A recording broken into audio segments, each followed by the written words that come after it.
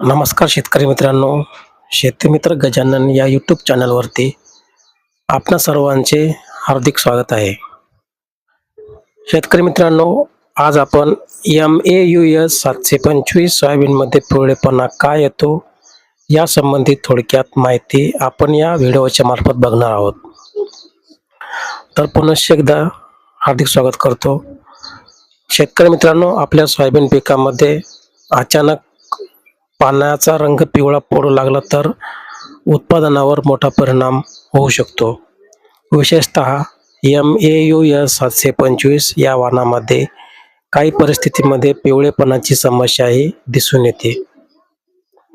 आज आपण या पिवळेपणाची प्रमुख कारणे आणि त्यावरील उपाय जाणून घेणार आहोत.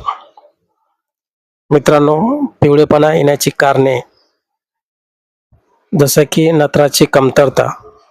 जर नत्र हे पिकाच्या वाढीसाठी अत्यंत महत्त्वाचे अन्नद्रव्य मानले जाते, त्याची कमतरता असल्यास जुनी पाने सर्वप्रथम पिवळे पडू लागतात.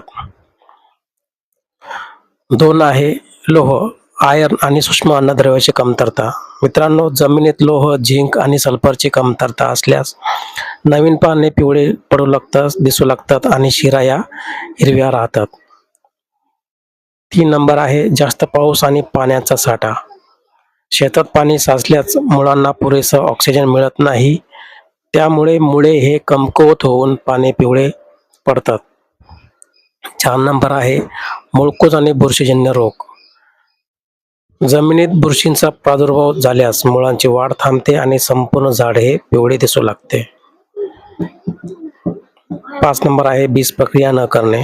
पेरणीपूर्व बीज प्रक्रिया केली नसल्यास सुरुवातीच्या अवस्थेत रोगांचा प्रादुर्भाव वाढू शकतो. मित्रांनो, यावर उपाययोजना काय करता येईल त्यासंबंधी थोडक्यात माहिती बघूया. जसं की शेतात पाणी साचणार नाही याची योग्य काळजी ही घ्यावी. सूक्ष्म अन्नद्रव्यांचा फवारणीद्वारे पुरवठा करावा.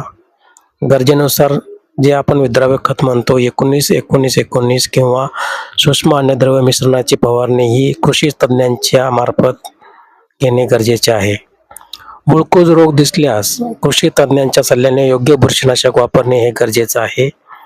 पेरणीपूर्व सोयाबीनला बीज प्रक्रिया करणे अत्यावश्यक आहे. उन्हाळ्याच्या सुट्टीमध्ये म्हणजे उन्हाळ्यात जितकी जमीन तापते त्यावेळेस आपण जमिनीची तपासणी करून योग्य व्यवस्थापन करून घ्यावी.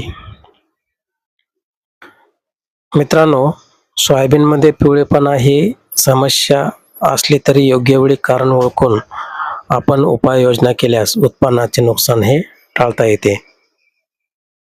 तर मित्रांनो, ही माहिती होती MAUS 725 या पिकाबद्दल. तर तुम्हाला ही माहिती कशी वाटली? तुम्हाला व्हिडिओ आवडला असेल तर व्हिडिओला लाईक, शेअर करा आणि आपल्या चॅनलला सबस्क्राईब करायला विसरू नका. यापुढेही आपण अशीच नवनवीन माहिती घेऊन येणार आहोत. धन्यवाद.